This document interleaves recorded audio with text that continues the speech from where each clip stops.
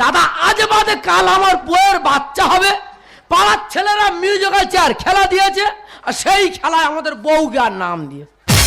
দাদা কি বলবো, খিরিজ গাছের মাথা উঠে দেখছি দেবলাপুরীর মতো লোক, পাড়ার লোক হোলি মারছে, আমাদের ভক্তদের বোর পেটে বাচ্চা, সেই অবস্থা চেয়ার খেলায় নাম দিয়েছে।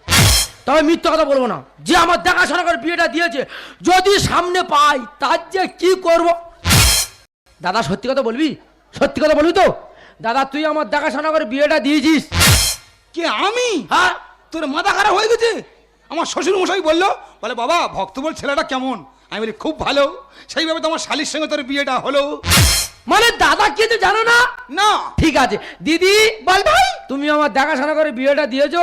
মোটেই না, মোটেই না। আমার মামা বললো বড় খুকি ভক্ত বলে ছেলেটা কেমন? আমি বলি খুব ভালো, খুব ভালো, খুব ভালো। ইকো হচ্ছে। সেইভাবে দেখাশোনা করে তো বিয়েটা দিল। মানে দাদা কিছু জানে না, দিদিও কি জানো না? আমরা দুই লোকে নো। ঠিক আছে দাদা তুই বেঁচে গেলি।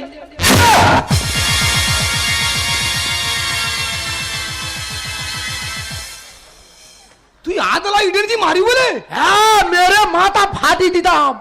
মানে যদি আমরা বলতাম যে হ্যাঁ আমরা দেখাশোনা করে বিয়েটা দিচ্ছি, এই আদলা ইটের বাড়ি মাথায় পড়তো। হ্যাঁ দাদা মাথায় 16টা সেলাই হতো তো।